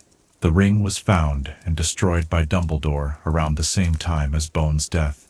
The locket was still hidden in the cave, later to be taken by Regulus Black and ultimately hidden at Grimmauld Place. The cup remained in the Lestrange vault at Gringotts, and the diadem was concealed in the Room of Requirement at Hogwarts. This leaves Nagini, who was constantly in Voldemort's presence, and an intriguing possibility. What if Amelia Bones had discovered the location of Hufflepuff's cup at Gringotts? As head of magical law enforcement, Bones would have had the authority to investigate suspicious magical objects, potentially including those held in high-security vaults. Perhaps in the course of investigating Bellatrix Lestrange's crimes, Bones had obtained a warrant to examine the contents of the Lestrange vault. The Goblins, who maintain a policy of neutrality but respect wizarding law enforcement, might have complied with such a warrant under specific conditions. Imagine Amelia Bones standing in the depths of Gringotts, examining the contents of the Lestrange vault, her trained eye recognizing the cup as Helga Hufflepuff's historical artifact. As a high-ranking ministry official, she would have been educated about historically significant magical objects. She might have sensed the dark magic emanating from the cup, recognizing a magical signature similar to other artifacts associated with Voldemort. Upon returning to her office, she might have begun research into dark magic that could explain what she had found. The ministry's restricted archives would contain references to Horcruxes, even if detailed information was limited. With her position and clearance level, Bones could access texts unavailable to the general public. Perhaps she even reached out to Dumbledore, arranging a meeting to discuss her discovery. We know that Dumbledore was actively hunting Horcruxes during this period. His injured hand from the ring's curse would come shortly thereafter. A communication from Bones about a possible Horcrux would certainly have captured his attention. But before this meeting could occur, word of her discovery reached Voldemort. The Dark Lord had spies throughout the ministry, and any unusual inquiry about specific dark artifacts or about his past would have been reported to him. Upon learning that the head of magical law enforcement was investigating something dangerously close to his Horcruxes, Voldemort would have acted swiftly and decisively. The reported scene of Bones' death, a room locked from the inside, signs of a terrible magical battle, suggests she did not go quietly. As a formidable witch, she would have defended herself with considerable skill, perhaps even holding her own against the Dark Lord for a time. But ultimately, with the Elder Wand still eluding him and his magical strength not yet at its peak, Voldemort would have had to exert considerable magical power to overcome her defenses, hence the extreme violence noted at the scene. This theory helps explain several curious aspects of Bones' murder. First, why Voldemort killed her personally, rather than assigning the task to Death Eaters, despite the risk of exposure when his return was still not widely accepted. Second, the exceptional level of violence involved, suggesting not just a killing but an interrogation to determine how much she had discovered and whether she had shared this knowledge with others. And third, the timing of her death, coinciding with the period when Dumbledore himself was actively hunting Horcruxes. Alternative explanations exist, of course. Perhaps Bones was killed simply because she was a powerful and incorruptible ministry official who would have opposed Voldemort's agenda effectively. Perhaps her death was meant as a demonstration of Voldemort's power, intended to intimidate others within the ministry. Perhaps she had discovered some other secret, Death Eater identities, or plans for the eventual ministry takeover that necessitated her elimination. Yet these explanations fail to account for Voldemort's personal involvement. Throughout the series, the Dark Lord generally delegates tasks he considers beneath him, reserving his direct action for matters of the highest importance.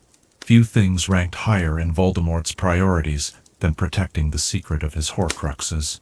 If Amelia Bones did indeed discover a Horcrux, it raises poignant questions about how history might have unfolded differently had she lived. With her position and reputation for integrity, she might have been able to mobilize ministry resources against Voldemort more effectively than her successors. An alliance between Bones and Dumbledore, combining ministry authority with Dumbledore's knowledge and network, could have significantly altered the course of the Second Wizarding War.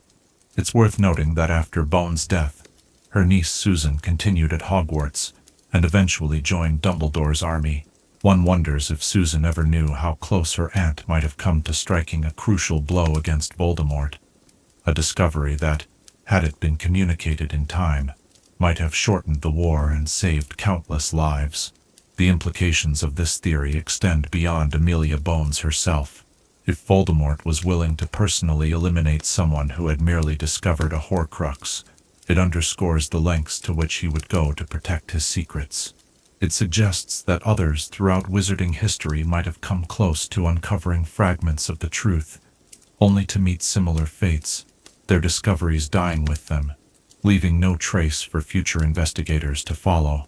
As our exploration of this theory draws to a close, and the imagined scene of Amelia Bones's final stand fades into the darkness of night, we might contemplate one final question.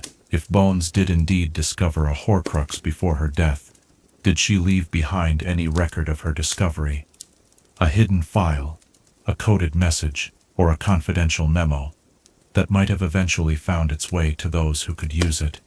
And might this explain how, in the years that followed, Dumbledore was able to gradually piece together the full extent of Voldemort's Horcrux creation, using not just his own investigations, but perhaps also the final, unfinished work of a formidable witch who came too close to the truth. Chapter 11. Why Snape Sabotaged Harry in Potions Class. In the cold, dim dungeons of Hogwarts, where flickering torchlight casts long shadows across stone walls lined with glass jars containing peculiar floating specimens, a ritual of humiliation unfolded with clockwork regularity. For 6 years, Severus Snape, Potions Master of Hogwarts School of Witchcraft and Wizardry, subjected Harry Potter to a regimen of criticism, mockery, and apparent sabotage that went well beyond ordinary teacher strictness or personal dislike. Vanishing correctly brewed potions, assigning unfairly low marks, and deliberately creating situations where Harry would fail, Snape's behavior appeared vindictive to the point of professional impropriety. The canonical explanation for this treatment stems from Snape's complex history with Harry's parents, his unrequited love for Lily Evans, and his bitter rivalry with James Potter. We are led to believe that Snape saw James in Harry and transferred his old hatred to the son, while simultaneously being reminded of the woman he lost to his rival. This explanation, while emotionally resonant, fails to account for the calculated nature of Snape's educational sabotage. Tonight, as steam rises from imaginary cauldrons in our mind's eye, let us explore a theory that reframes Snape's behavior not as mere bullying, but as a careful strategy with a deeper purpose, preparing Harry Potter for the deadly challenges that lay ahead. Consider first what we know to be true. Severus Snape, despite his harsh demeanor and questionable teaching methods, was unquestionably a highly skilled wizard. His annotated potions textbook, which Harry acquires in his 6th year, reveals a young man who had mastered and improved upon complex brewing techniques while still a student. His abilities extended far beyond potions to encompass advanced defensive magic, spell creation, legilimency, and occlumency. Moreover, Snape was deeply embedded in the fight against Voldemort, taking extraordinary personal risks as a double agent. Given these established facts, is it plausible that such a skilled and strategic individual would indulge in petty torment of a student for no purpose beyond personal satisfaction? Or might his treatment of Harry have served a more calculated end? The theory we explore tonight suggests that Snape deliberately sabotaged Harry in Potions Class to prepare him for the far more dangerous sabotage he would face in the real world, training him to perform under adverse conditions, to develop resilience against unfairness, and to succeed despite active opposition. This theory finds subtle support in the pattern of Snape's sabotage. In almost every instance, Snape's interference forced Harry to deal with unexpected complications. When Snape vanished Harry's potions, it taught him to work under pressure of time and to handle loss without becoming completely discouraged. When Snape criticized Harry unfairly, it trained him to maintain focus despite emotional provocation. When Snape created situations where Slytherin students could sabotage Harry's work, it prepared him for environments where enemies would actively work against him. Consider also the timing of Snape's antagonism. It began immediately upon Harry's arrival at Hogwarts, before Harry had done anything to earn personal animosity, but exactly when Dumbledore would have begun considering how to prepare this child for the trials ahead. It continued consistently throughout Harry's education, maintaining a constant pressure that forced adaptation and growth. Moreover, Snape's sabotage was calibrated in a particular way. It consistently undermined Harry's comfort and confidence, without ever destroying his actual ability to learn or progress. Snape never attempted to have Harry expelled or removed from potions class entirely. He never sabotaged Harry in ways that would cause serious harm or prevent him from advancing to the next year.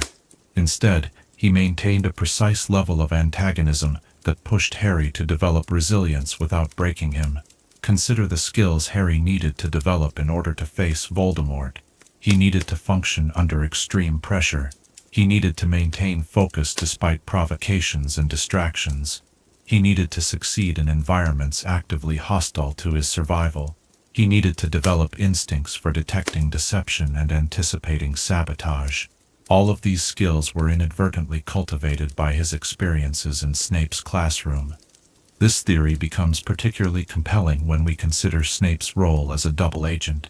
Having lived for years in an environment where the slightest mistake could mean death, where every word and action had to be calculated for its effect, Snape understood better than most the skills required to survive in hostile territory.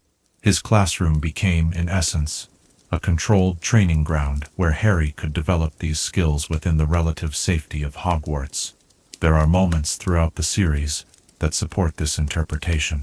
In Harry's first year, Snape maintains eye contact during the Quidditch match, when Quirrell is jinxing Harry's broom, not to harm Harry, as is initially believed, but to protect him with a counter-curse. In Harry's 5th year, Snape attempts to teach Harry Occlumency, a skill that, had Harry mastered it, would have protected him from Voldemort's mental influence and potentially saved Sirius's life. These actions reveal that beneath his antagonism, Snape was consistently working to prepare and protect Harry. The most telling evidence comes in Snape's final moments, when he gives Harry his memories. These reveal not just his love for Lily, but his ongoing commitment to protecting her son, despite his personal feelings. This deathbed revelation suggests that all of Snape's actions toward Harry, including the classroom sabotage, should be re-evaluated in light of his true allegiance. Alternative explanations exist, of course. Perhaps Snape's treatment of Harry was exactly what it appeared to be, the vindictive behavior of a bitter man, unable to separate the child from his hatred of the father. Perhaps any positive effects on Harry's development were entirely accidental. Perhaps Snape simply lacked the emotional maturity to set aside old grudges, despite his commitment to the greater cause. Yet these explanations fail to account for Snape's demonstrated strategic thinking in other areas. A man capable of maintaining his cover as a Death Eater for years, of deceiving Voldemort himself, one of the most accomplished legilimens in wizarding history, would surely be capable of controlling petty classroom behavior if it served no greater purpose. If we accept that Snape's sabotage of Harry in Potions class was deliberate training rather than mere bullying, it casts his character in yet another complex light. It suggests a man who understood that kindness is not always the most effective form of preparation for hardship. It portrays a teacher who prioritized Harry's survival over his happiness or comfort. A harsh calculation, but perhaps a necessary one given the mortal dangers Harry would face. This interpretation does not excuse Snape's cruelty or the genuine emotional harm his behavior caused. It does not retrospectively transform him into a kind or nurturing figure. Rather, it recontextualizes his harshness as a form of preparation that, while ethically questionable, may have contributed to Harry's ultimate survival. The implications extend beyond Snape and Harry to touch upon broader questions of education in the wizarding world. Hogwarts, for all its whimsy and wonder, was preparing children to enter a society where dark magic posed real and deadly threats. The educational methods employed by various teachers, from Snape's harsh pressure to Lupin's practical scenarios to Moody's, or rather Barty Crouch Jr., the shocking demonstrations, might all be seen as different approaches to preparing students for the dangers beyond the castle walls. Dumbledore, as headmaster, permitted these varied teaching styles, perhaps recognizing that comfort does not always foster the growth necessary for survival. His tolerance of Snape's methods, seen through this lens, becomes not negligence, but a calculated acceptance of their potential value in hardening Harry for the trials ahead. As our exploration of this theory draws to a close, and the imagined fumes of simmering potions fade into the night, we might contemplate one final question raised by Snape's classroom sabotage.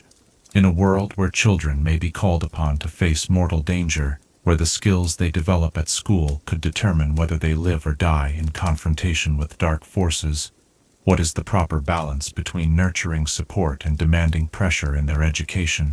And might Snape, for all his cruelty and complexity, have understood something essential about preparing a child to face the darkest wizard of the age?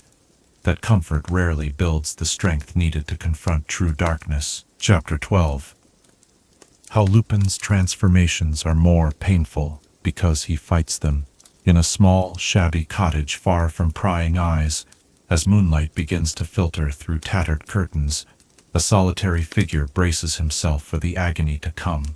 Remus Lupin, perhaps the most tragic figure in the Harry Potter series, faces his monthly transformation with a mixture of resignation and resistance that has defined his existence since childhood. The canonical record tells us that werewolf transformations are excruciating, bones breaking and reforming, skin stretching, human consciousness being subsumed by bestial instinct.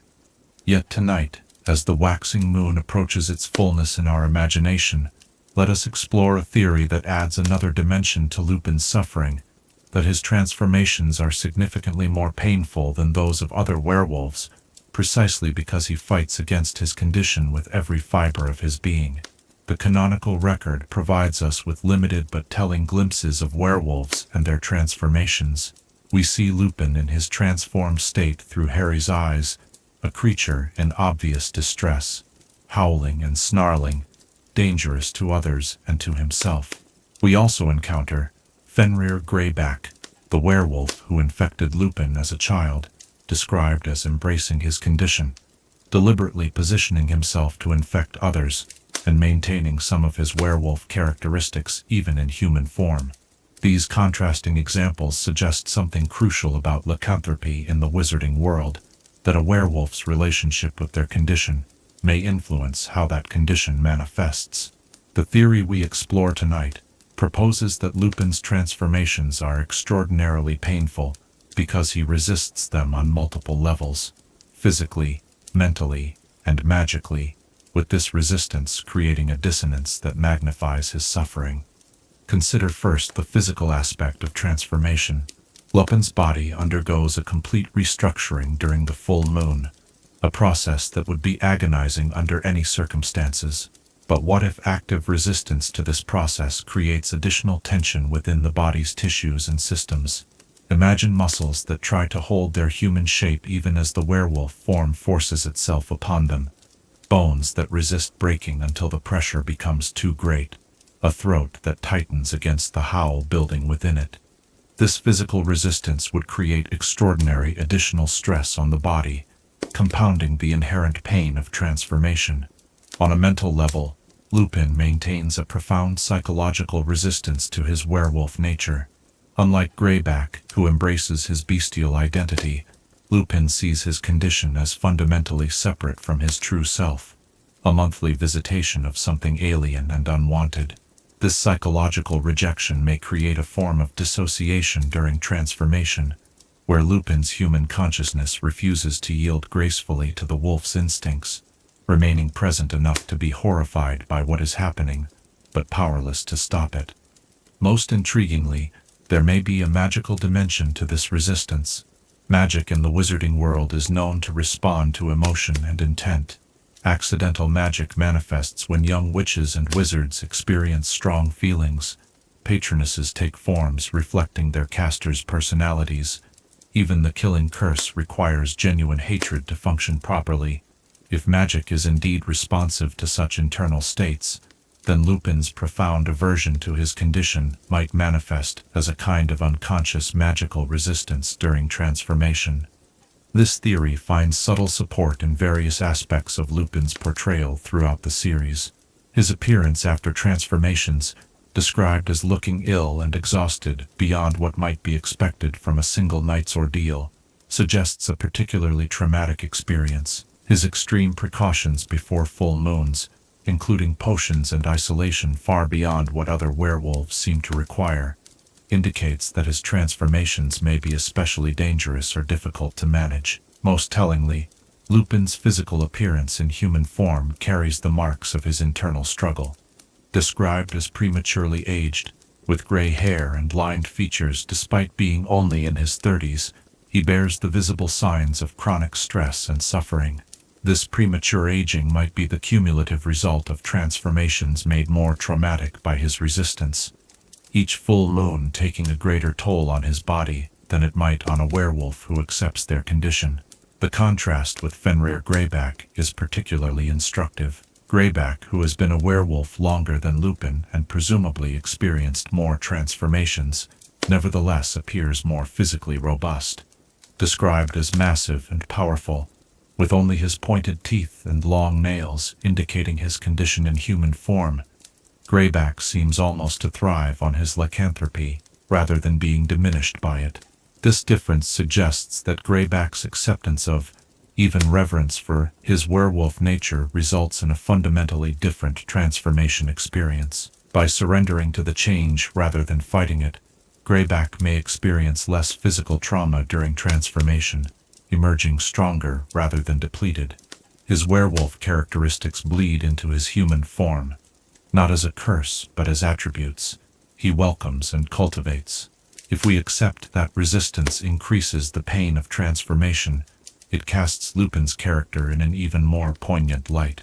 Each full moon becomes not just an unwanted transformation, but an act of profound inner conflict, his body, mind, and magic fighting a battle they cannot win, but refuse to concede. The morning after, when he returns to human form, represents not just recovery from physical trauma, but from an intense internal struggle that leaves deeper scars than mere flesh wounds. This interpretation helps explain why the Wolfsbane potion provides such significant relief for Lupin. Beyond its practical effect of allowing him to maintain his human mind during transformation, it may ease the psychological and magical resistance that makes his transformation so exceptionally painful. With his consciousness preserved, the transformation becomes less of an existential threat, reducing the instinctive resistance that intensifies his suffering. Alternative explanations exist, of course. Perhaps all werewolf transformations are equally painful, and Lupin's suffering is typical rather than exceptional. Perhaps his worn appearance stems from poverty and social isolation rather than physical trauma. Perhaps the differences between him and Greyback reflect nothing more than individual physiological variations in how lycanthropy manifests, yet the pattern of evidence suggests something more profound at work. Lupin's condition seems intimately connected to his self-concept and emotional state in ways that transcend mere physical symptoms. His transformations appear to be not just physical events, but expressions of a deeper internal conflict, his fundamental decency and humanity struggling against what he perceives as a monstrous imposition.